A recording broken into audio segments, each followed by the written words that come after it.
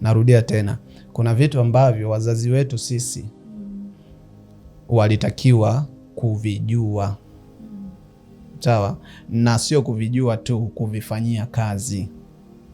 Yani sio kuvijua tu, kuvifanyia kazi. Pale kuna vitu viwili ambavyo mwanadamu anazaliwa navyo. Narudia tena, hazaliwi na kabila, hazaliwi na dini, hazaliwi na mifumo ya serikali. Anazaliwa katika mfumo wa kiroho, ambapo anakuja na format yake, anakuja na mwongozo. Mwongozo haufanani na yeyote. Hapana, sawa. Anakuja na mwongozo, maelekezo ya nini cha kufanya. Sasa hapo ndipo watu wanapopotea.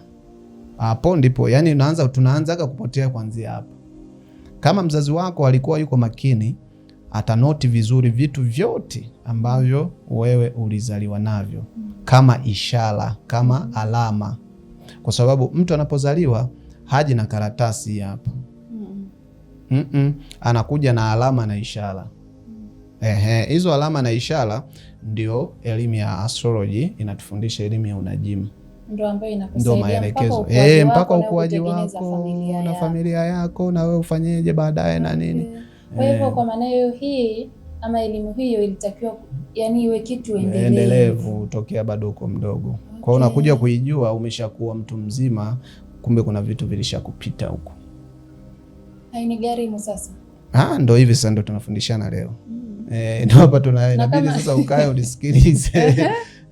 Kwamba tokea huko nyuma haukuelewa, umekuja kuelewa angalau ukiwa na miaka 25, 30 hapa mpaka 40. Sasa mambo mengi yameshajichanganya, sharibu shavuruga, yani mambo yashakuwa mengi. Kumbe kuna vitu ulikuwa unatakiwa uskip ili kuangalia mfumo wako umekaaje.